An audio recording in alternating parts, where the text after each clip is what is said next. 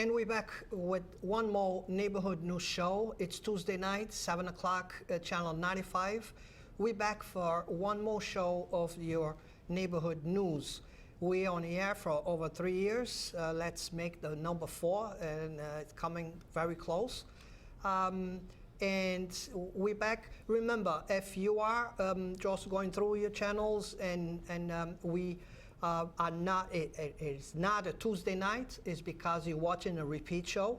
So please come back next Tuesday at 7 o'clock for a new show. For the Portuguese community, sejam bem-vindos para mais programa de notícias da sua vizinhança. É terça-feira, 7h30 da noite, e nós estamos de volta para mais programa de notícias da sua vizinhança. Quero lembrar que, e para aqueles que estão acostumados a ver-nos através da internet, através do YouTube ou mesmo do Facebook, quero vos dizer que pode ver o nosso programa no canal 95, todas as terças-feiras, às 7 horas da noite. E hoje vamos ter convidado muito especial. And we're back. My co-host, I never know if I'm his co-host or he's my co-host, because sometimes we got lost. But we're all in it together, Carlos. That's what counts. I know. And with us, we have a friend. Yes. For a long time, and I don't know how we're gonna make time for our coffees now, but we still will. And a pop sec. And that nice pop sec. Cajun Montega. But with us, we have Jasiel Correia II, our elected mayor. One more month, and you will be the mayor. That's right. Yeah, so you've been elected, the mayor-elect, for 2 weeks now? That's right. And it's, a little more than a month to go. How's it looking? I mean, I know you've been busy. Yes. I know you keep a tight schedule, but is the time seem short? As you see the countdown towards Inauguration Day? Sure. Well, first, I want to thank you, both Carlos and Faust, for having me on the show, and thank the audience as well for watching this excellent show. I've been on here a couple times before I was mayor-elect as a city councilor, and I always appreciate your time, Carlos, so thank you. But yes, to answer your question, Faust, the time is getting shorter and shorter, of course, as we reach inauguration, but we got right to work literally the next day after the election. After the final election, we got to work, myself, some of my team, my wonderful team that really helped me make this happen, and of course the community that helped us make this happen. So we got right to work gathering information right now primarily. We're looking at all kinds of department budgets, looking at efficiencies within different departments, also getting reports from every department head on what their projects are currently, what they're looking to do in the future, updating some of their fee structures, making sure they're in line with other communities. That was one of the top priorities that I set when I did have my first department head meeting about a week ago. So I told them that we're a team, and that's really what I believe. I believe that these people are my first line of defense, and understanding their needs and understanding their goals is going to be just as important as understanding anybody else's, whether it's a transition team, whether it's community leaders and neighborhood associations. I know we have a meeting coming up with all the neighborhood association president groups. Looking forward to that meeting. But again, this will be a team effort to really begin to move the city forward. Do you want to plug that? You want to promo that? It's the this would be the president's neighborhood president. Usually we on previous administrations we used to meet one every other month. This was a good opportunity for us to sit not just with the mayor, but with the head departments. For if any neighborhood were having a plan, an event to plan. This way we had the police department on the room, we had licensing on the room, and traffic and all of that. It was a way for us all to be on the same step going forward and looking for the events coming into the neighborhoods. I don't know for what reason. This last administration, we only had a chance to meet once. So moving forward, I'm looking for to get back on the schedule again, and every other month meet with the mayor I understand that the mayor has a lot on his agenda, and sometimes you could not stay the whole hour, but at least that half an hour at least give us the opportunity to address some issues to the mayor, and vice versa, and a way for the mayor to find out, what's going on on the different neighborhoods. One thing that I'm really looking for is we have a lot of volunteers on our neighborhoods, and this is a big advantage for a mayor to utilize, because we don't have money to hire people to do a lot of this neighborhood stuff, and the neighbors want to help. They want to be out there for the mayor, and I think it's a huge tool for the mayor to utilize this. But going back to you and the first 2 weeks that you've been spending at City Hall, you probably have an advantage versus the mayor leaving office now, because you had kind of a vision sitting for 2 years at the city council. You pretty much knew where was the problems. You probably you didn't went into mayor, knowing everything, at least the fine details on the problems, but you knew the problems you were going to face, right? Because you heard them on the city council floor. On these 2 weeks that you've been pretty much just going through the system, did you find anything already that you didn't know as a city council?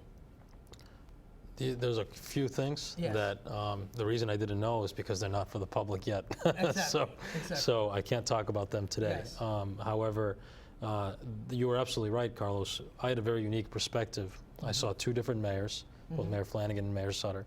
I was a city councilor for two different administrations, saw two different budgets, voted for one budget, did not vote for another budget. So I had a really good understanding going into this position, what the issues were, where the challenges are. Of course, we know some of the challenges. Some of the bigger challenges are trash collection. We have a fee that was implemented last year that we're working very hard to eliminate immediately, at least reduce, but immediately eliminate. And then secondly, we have a purple bag program that was instituted a year prior to that. So trash has become a very big issue, and we want to end that debate. People are struggling, people are concerned, they still are unclear about the law, they're still unclear about the programs that we've implemented, and we want to put that to bed immediately within the first 6 months. That's what we're going to work on. And that was actually one of the top priorities that I gave Ken Pacheco, our DCM director, Kathy Ann Viveris, the city administrator, right off the bat, and actually Mr. Nunes as well, John Nunes, the city treasurer. So we're working very hard already on some of those proposals, and you have to, in this role, of course, delegate a lot of this out. So I'm asking for them to give me as many proposals that they feel are solid as possible, of course, with my information and my input in those proposals. So you're absolutely right when you say that I had a very unique perspective, and I had a lot more information than most mayors coming into this role who are not city councilors prior would have. Yeah. I don't know, Faust, if Another you want to. centerpiece to your campaign was the one that I personally found the most interesting. It was your emphasis on this is something Carlos finds interesting too. Yeah, I know. We've all talked about this before, but your emphasis on small business. Sure. And I know it's only been 2 weeks, but have you had a chance to focus in on that at all? Yes, I have. So this is very important to me, and Carlos knows that. We go to a lot of small businesses in the Flint, and I want to do more. I mean, we go to White Rose. We've been to, I've been to a Vos Feast recently as well. So very exciting part of the city, and we really got to invest more in that part so that there are less storefronts that are empty and less buildings that are empty in that district of the city. But just this morning, I was at the Workforce Investment Board meeting, and we were talking about ways. Now, they facilitate job creation, job retention. We're looking at a way, just like we promised in the campaign trail, a way to get a small business liaison, small business center, a full center, not just one person, but a true center for small businesses at the Career Center. Now, why at the Career Center? Well, it makes sense, because if you're if you're a business, a small business owner, and you're looking for tax credits, if you're looking for TIFs, if you're looking for facade, low interest loans, or low interest, or no interest, of course, grants to update your facade, which is much needed in the Flint and our downtown, you're going to go to this location, this one-stop shop. But it makes sense to have it at the Career Center, because what else do you do if you're a small business? You also are an employer. So what better place than to have this place outside of Government Center, taking it outside of Government Center and putting it in the Career Center, where you can come in, one-stop shop, get your small business information, but at the same time, maybe pick up a few employees as well. I think it's going to be tremendous. We spoke about it this morning at the Workforce Investment Board. We're going to have the funding to make it happen, and we're going to make it happen. So that's coming. That's for sure. Talking about small business, I already had a couple of meetings with Rob Million from the Chamber of Commerce, and we are pretty much working together into a project on a Flint that the Chamber thinks that it's a very nice way to start. And so I'm looking for, I believe you already met with the Chamber of Commerce, yes. and maybe I will meet with you on behalf of the Flint Merchants Association. But yeah, I think we are in a good track. Now, every year that the mayor gets elected, one of the things that come on the first month of the mayor got elected is the famous contracts. A lot of head departments renew their contracts about the time that the mayor takes office. One of the things that Mayor Sada already announced was that you're going to be handling those contracts. I think was a very nice decision, because this way you're going to be working with these head departments, and so at this point, how going to initiate? They're going to submit a new contract? Yeah, so I can give you an overview of the process that I think is appropriate at this particular time. So we have a lot of these contracts expiring on the 31st of December, right before the inauguration. So things are not going to move very quickly. If you move too fast, you trip and fall. So we want to make sure that the road is smooth and the path is smooth, so that we can have a very successful administration in our first year and then our second year. So what we're looking to do, and I think it's an appropriate step, is start to evaluate people. Really understand what department heads are doing really well, what department heads are slacking or lacking, and what department heads are not doing their job. And maybe that none of them fit into any of those categories, or maybe they fit into several of them. So we have to analyze them. So you're going to see, I think, and I don't want to commit to this, I'll commit to things. If I tell you it's a commitment, it's a commitment, Carlos, and you know that about me. Let's try to make all those tonight. Yeah, no commitments tonight. It's early. But I think you're going to see, I really think you're going to see some 90-day contracts come from me, some 90-day contracts with certain people, so that we can evaluate them. And I think that's fair. I think that's fair to the public. I think that's fair to the employee in that role, and I think that's fair to me as a new administrator. You are going to see some changes in staffing. Of course, my chief of staff, things of that nature. You're also going to see some additional positions be created, but ones with a return on investment. And the way we're going to do that is it's not going to be a gesture from the top down. It's really going to be a community effort. So I'm going to be reaching out to the neighborhood liaisons, the neighborhood presidents. I'm going to be reaching out to different organizations, both the business community and the public as well, to show them really the vision of what I think Fall River needs to do in terms of economic development, specifically marketing the city, communications, making sure that the message is clear and understandable. That was one problem that I think this past administration had, was really understanding what the message was and making sure that everyone was on the same page at the same time. So you're going to see a lot of those changes immediately happen within the next, I'd say 4 to 5 months for proposals. And a lot of those changes can't happen until the next budget, because I am going to inherit the current budget until FY17. So that's coming as well. So really an evaluation period. Will some of the contracts absolutely not be renewed? You may see that. You may see that happen. But at the same time, we want to get the best person to replace anyone. And that's going to take an evaluation period. And it's one thing that we've been talking in here for quite some time. I used to talk with John before, and I had a chance to talk to Faust a couple of times, was in some head departments, they got very comfortable. They've, you know, Portuguese people has a say that, you know, has a say about that. When they get comfortable, they start working. Okay, they, you know, everything will work out on the end. But they become famous. That's it. They don't have to do anything else because they become famous. I thought I was famous, and I still have to do stuff, but it's different. Okay. I guess You I'm were not. famous until you had your haircut. You cut your Yeah, I hair. know. That's it. No one recognizes me. I know. So, Did it for you, Carlos. but it is, I'm a person that I need, and neighborhood groups need some head departments to work with us to move some projects to get some accomplished, and I encounter sometimes some head departments that they don't go the extra mile to help. And we had talked about city being business friendly, being events friendly. Because if you go to New Bedford, city parks, they have every weekend, they have an event going on in the parks. And that, it's not just the city, that's all different organizations that utilize. So that's something that I think you should probably work into, is to have one package.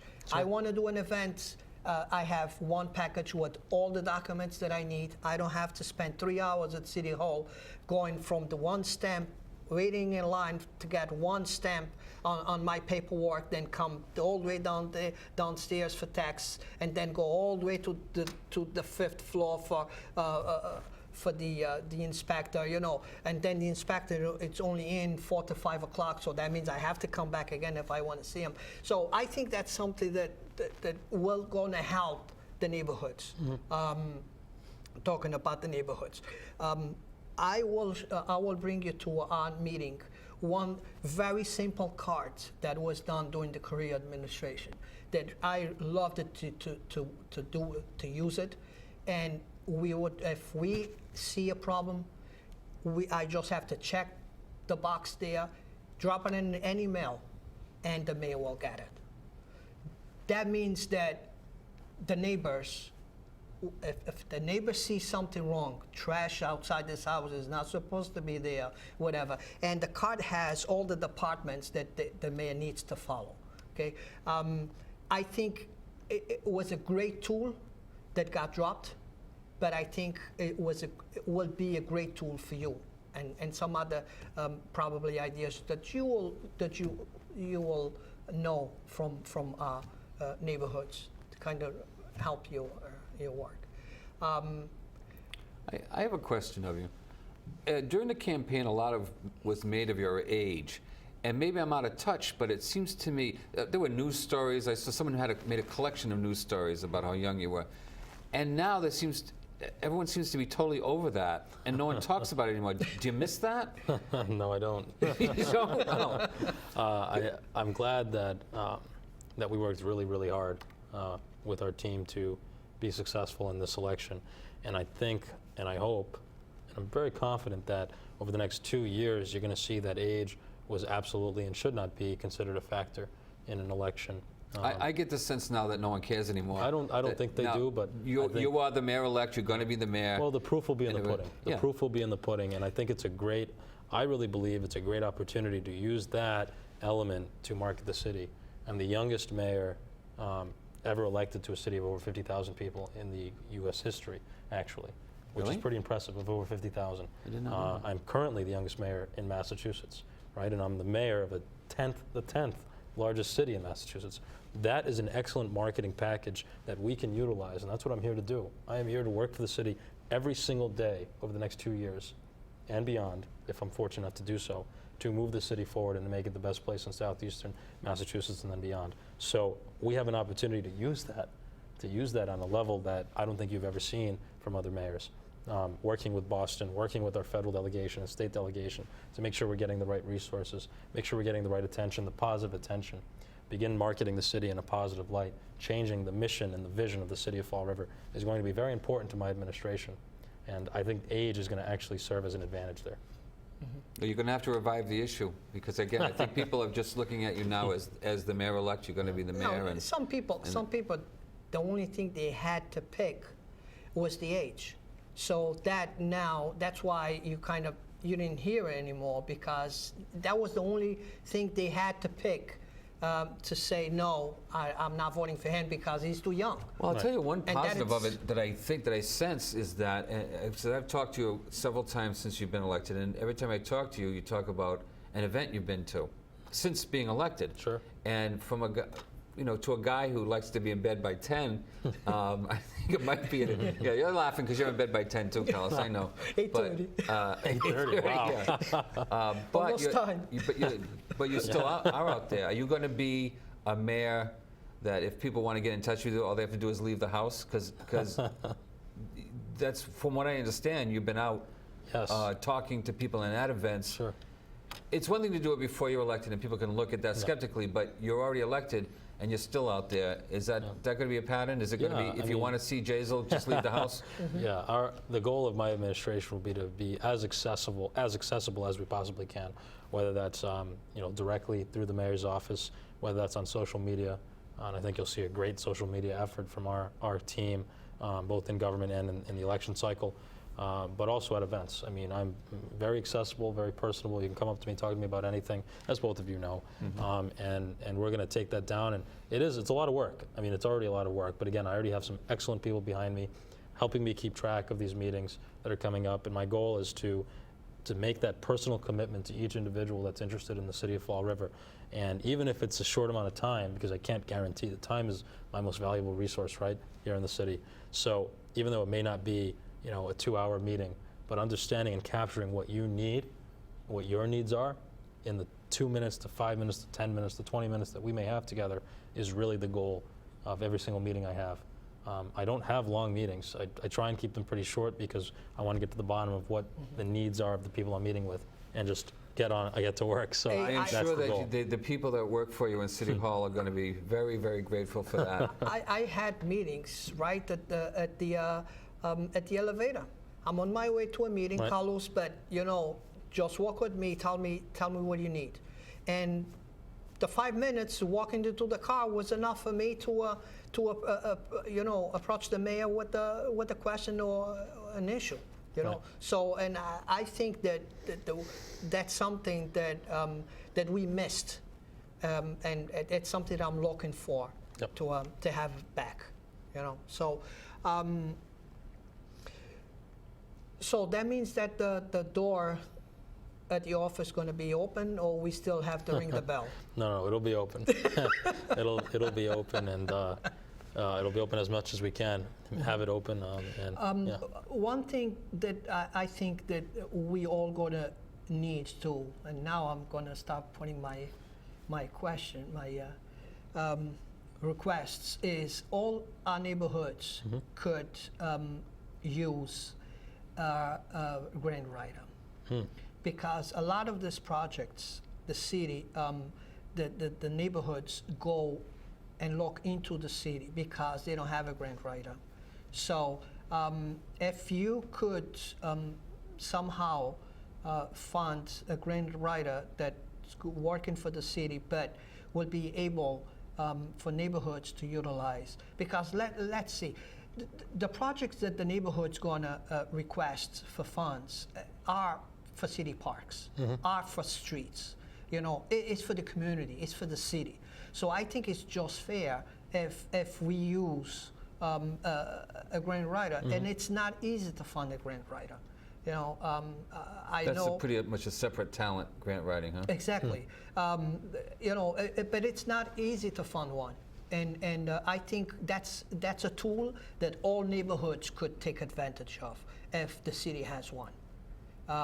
I don't think was ever taught before, but St. Anne's going to need one now for the project. They are approaching the city to fix the old pool.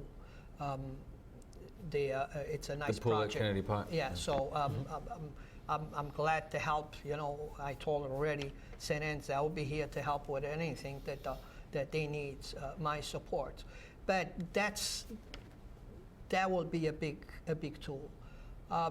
I think and you were the salt ends about the mill. I think the city needs to identify every mill on the city, the ones that are still working, the ones that are abandoned, because I believe every neighborhood on the city has an old mill that's sitting on the corner. Pretty much. And exactly, and we need to work together on this, because Can I ask you a question about that? There's some people in Fall River that think mills, because they're empty, are liabilities, and in some states they are, in some conditions they are, in certain times. Are they liabilities or are they assets? They You are, wanted the tough questions. they can be assets, and I think that's the first thing that we should always explore. How do we make this a productive asset for the community? Whether that's you know, a new business, could be a new business, right? It could be housing, market rate. It could be senior housing. It could be commercial space for jobs. It could be a lot of different things. So that's really important. And of course, they're historic and they're really part of our history. So we don't want to lose that cultural element here in the city. At the same time, some of them are dangerous. Some of them have been left to be destroyed, and that's an issue that we have to address pretty aggressively. So what comes to mind is, of course, King Philip. So that's a very unique situation. It's probably the most, I don't want to say famous, but the most complex mill to deal with, because it's a city-owned property. It's on a beautiful pond, so it could make excellent housing or excellent space. At the same time, it's a massive property, 1 million square feet, no fire watch there, could destroy the entire neighborhood. Neighbors are up in arms. Very delicate situation. My take on that is, okay, let's look at developers. Let's bring them in immediately. Let's cut the red tape so that they, if there's an opportunity for them to make this happen, let's get that into their hands as quickly as possible so that they then protect their asset and they create something really unique and really impressive there. What I envision happening in that particular site is that mill being redeveloped partly, and then also creating access to the Cook Pond, whether that's a park, could be a beautiful park with canoeing and swan boats or whatever it may be, but also redeveloping that property to get it back into the tax dollars. So that's going to be the common theme. One of the things I want to look at is, and Mike Mioza and I have been pretty strategic when we talk about parks, but look at how do we use the money we have for parks, playgrounds, basketball courts, and things of that nature to enhance properties as well.